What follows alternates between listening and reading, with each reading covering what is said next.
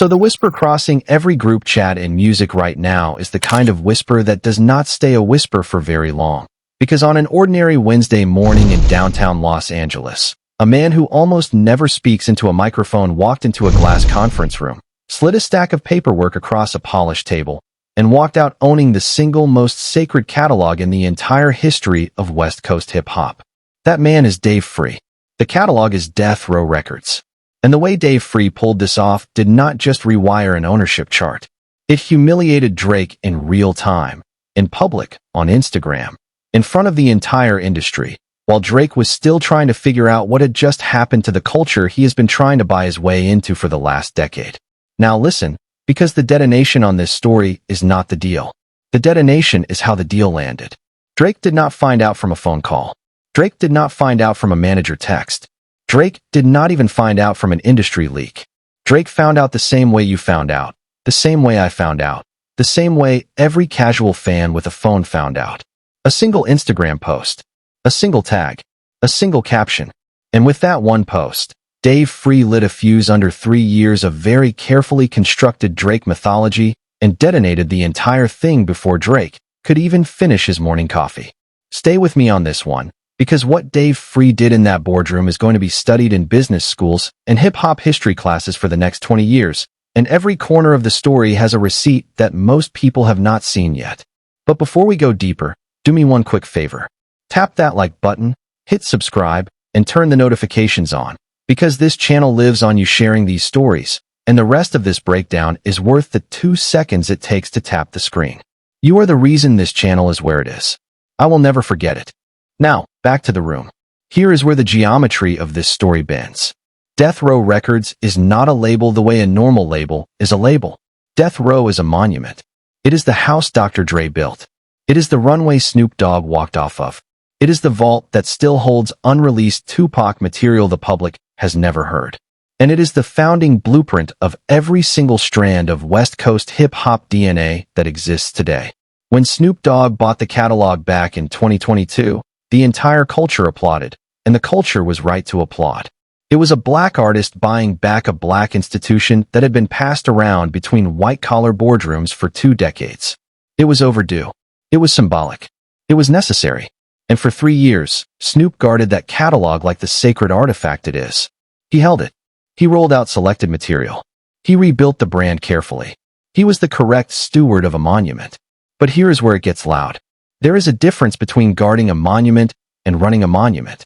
And roughly 8 months ago, according to 2 separate people close to the negotiation, Snoop's team started making phone calls, and Dave Free was not on the first list. Dave Free was not on the second list. Dave Free was not even on the third list. The initial conversations happened in the quiet with 2 major private equity firms that specialize in catalog acquisitions, and 1 legacy major label distributor with the physical infrastructure to move Death Row product to every retail shelf on the planet by the end of the week. 3 separate suitors, 3 separate proposals, and all 3 of them collapsed for the same reason. Every single one of those proposals demanded that Snoop hand over something he was never going to hand over: creative sovereignty. Every one of the 3 wanted the crown along with the machinery. And every time that ask came back on paper, Snoop closed the door. When the third door closed, the short list was empty. And in that empty list moment, somebody on Snoop's team made a call to a number in Los Angeles that had not appeared on a single list up to that point. That number belonged to Dave Free. And when Dave Free picked up, the entire future of Death Row Records changed inside a single conversation. Here is the second receipt, and this is the receipt that turns this story from an industry deal into a cultural earthquake. Because Dave Free did not walk into that boardroom carrying a checkbook. Dave Free walked into that boardroom carrying an architecture. Read the next sentence twice, because it explains everything. Death Row Records was not sold to PGLang. Death Row Records was folded into a new joint entity operating under the PGLang umbrella, with Snoop retaining specific classes of ownership over the culturally sacred assets: the Tupac Vault, the Dr. Dre era masters, the founding era intellectual property. Meanwhile, PGLang took operational control over distribution, catalog exploitation, and every single release decision from this moment forward. In plain English, Snoop kept the crown. Dave Free took the machinery. Both men walked out of that boardroom with something more valuable than what they walked in with. That is not a purchase. That is not an acquisition. That is architecture. And the only reason it worked is because Dave Free is not an old-school music executive. Dave Free is a systems designer who happens to operate in music. He does not buy things. He builds the room around things until the things belong to the room. And no artist on the planet understands rooms and buildings and machinery the way Dave Free does. Because Dave Free spent the last 5 years quietly constructing the infrastructure while every other executive in the game was busy chasing headlines. Now here is where Drake enters the story, and this is the part that is going to sting for a long time. The second that Instagram post went live, one specific artist in the entire music industry lost his composure in a private group chat that eventually leaked to reporters. That artist was Drake. And the reason Drake lost it is not hard to understand once you see the pattern. Drake has spent the last 3 years constructing a very specific cultural argument. Drake has been positioning himself, publicly and privately, as the modern inheritor of the Snoop-era West Coast crossover throne. Drake has been in the photos. Drake has been on the collabs. Drake has referenced death row aesthetics in interviews. Drake has folded Snoop into his rollouts.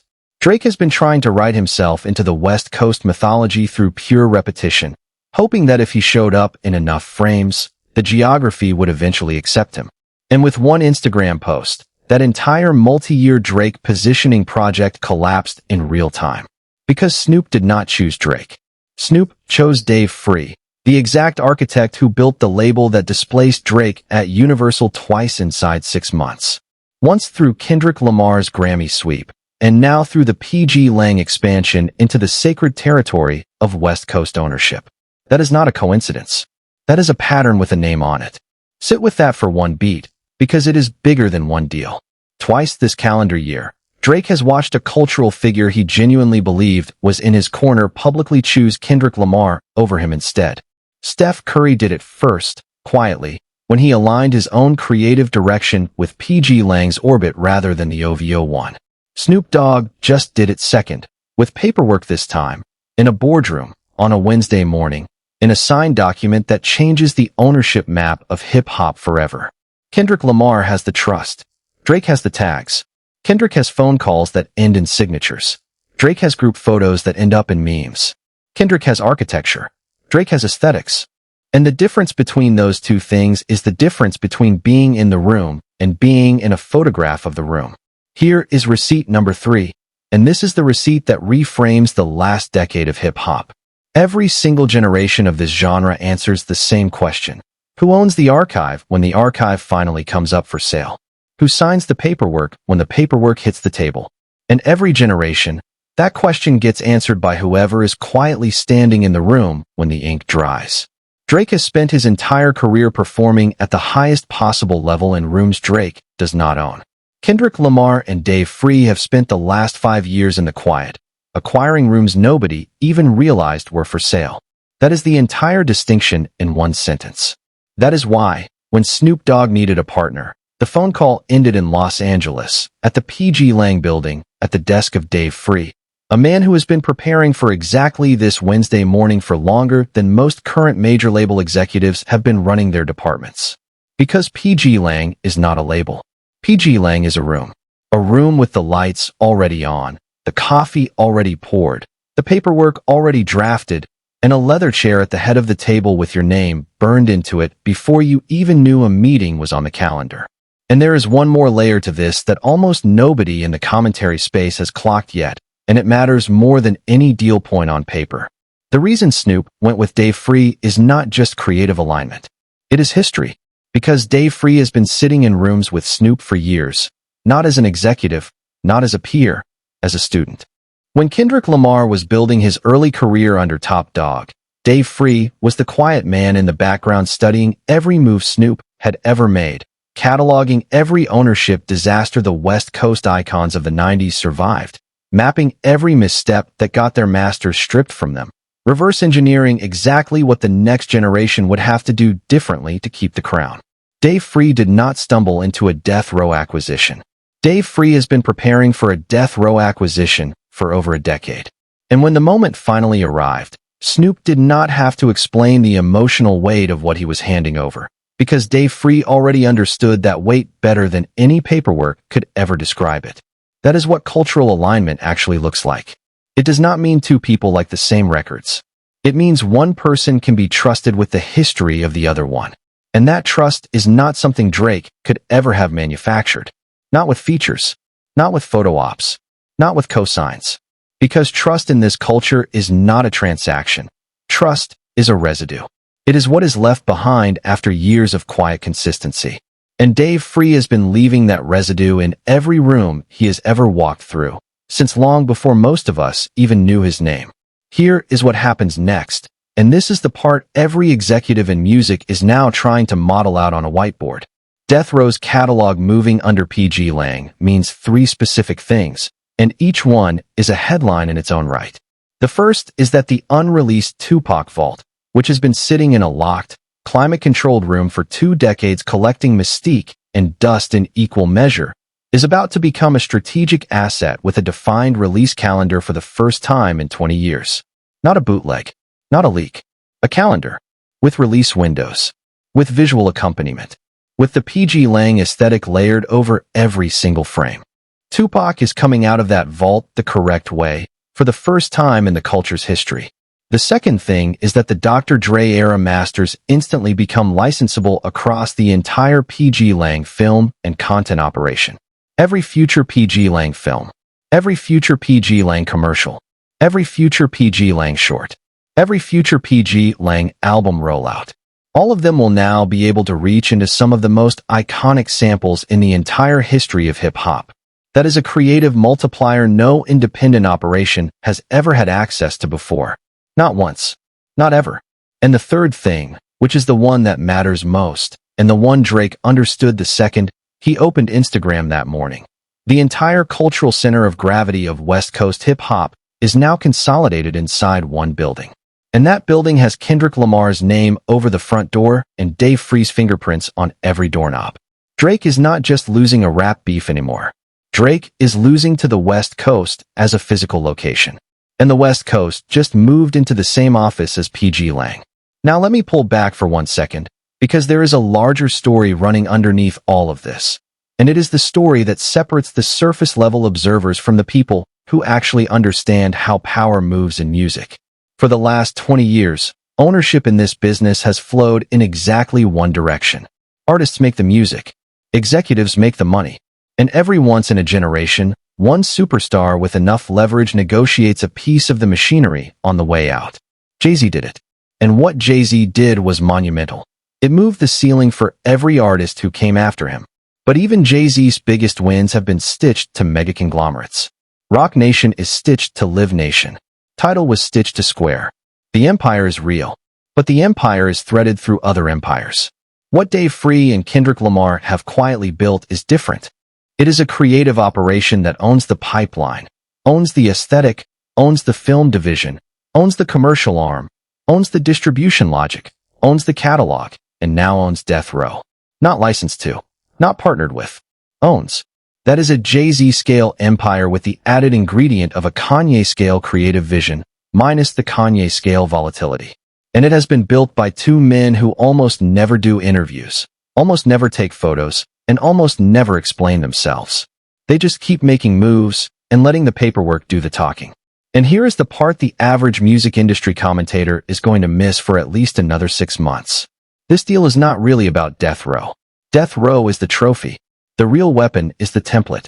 Because Dave Free just proved something out loud that every legacy catalog holder in America has been afraid to admit even in private.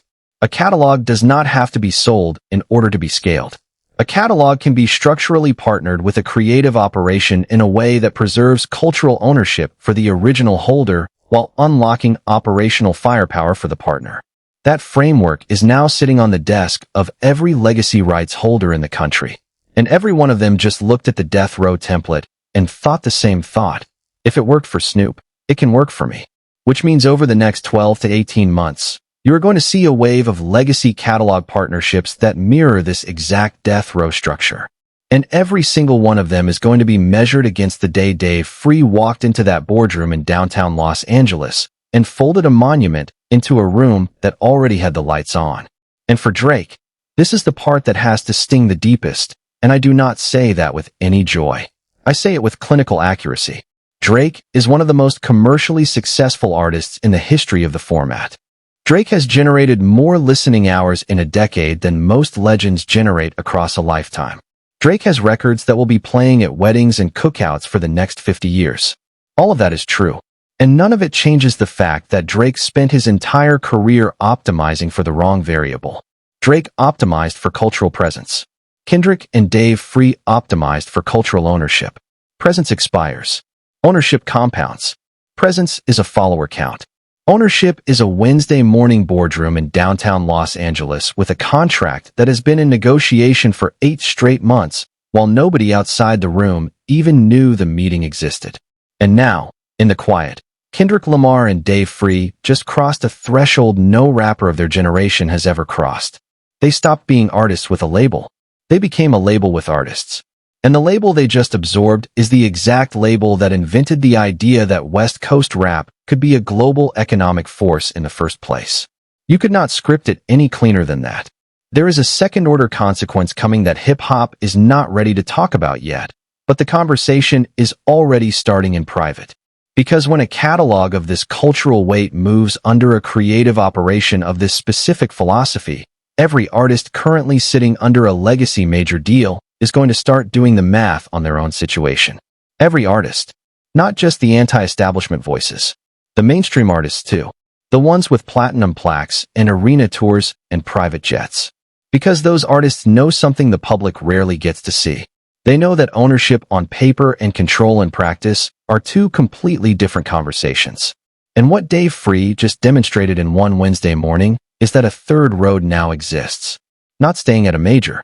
Not going fully independent. A third road, a structural partnership with a creative operation that treats the artist as a co-architect instead of a line item on a quarterly forecast. That road did not exist 18 months ago. It exists now. And once a road exists, artists start walking down it. Snoop just walked. The question every executive in the industry is asking behind closed doors right now is, who walks next? Because whoever it is, they are going to make that call to the same building in downtown Los Angeles. And that phone call is going to end exactly the way the death row phone call ended. With a signature. In silence. Followed by an Instagram post the next morning that rewires another corner of the culture, while the loudest people in the room are still trying to figure out what just happened. Now, if you have been watching this channel for a while, you already know exactly what this looks like from the outside. It looks like Kendrick disappeared. It looks like Kendrick has been quiet. It looks like Kendrick has done nothing this year, because Kendrick is not posting, Kendrick is not touring endlessly, Kendrick is not making podcast rounds, Kendrick is not asking for anybody's attention. And meanwhile, Drake cannot stop moving. Drake is on every stream. Drake is on every playlist. Drake is on every guest verse. Drake is on every rollout. And the entire time, the algorithm and the casual observer have been trained to read motion as productivity and silence as absence. But Dave Free just exposed the truth. Kendrick was not gone. Kendrick was in rooms. Kendrick was in boardrooms. Kendrick was on 8-month negotiations. Kendrick was building the exact machinery that Drake is about to become a customer of, whether Drake likes it or not. Because that PGLang catalog is now going to reach into every corner of the culture Drake is still trying to occupy. And the loudest man in the room just found out that he is not even in the building anymore. Here is the question I want every single one of you to sit with before you leave. If Dave Free was capable of sitting in an 8-month death row negotiation without a single leak, not one industry whisper, not one gossip blog getting the tip, not one Twitter plant, then what else is currently sitting on that same negotiation desk that we have not been told about yet? Because a man who can keep a death row acquisition invisible for 8 months is not doing just one deal. That is not how any of this works. Somewhere in downtown Los Angeles, there is a whiteboard, and on that whiteboard there is a list, and death row is one line on that list. What is on the other lines? Who is the next legend to walk into that building and walk out with a partnership that rewrites their entire third act? Because whoever it is, and whenever it happens, we are going to find out about it on a random Wednesday morning. Drake is going to find out about it on Instagram. And by the time the rest of the industry figures out what actually happened, the paperwork is going to already be signed, the coffee is going to already be poured, and the machinery is going to already be running. So here's what I want from you, and I mean this.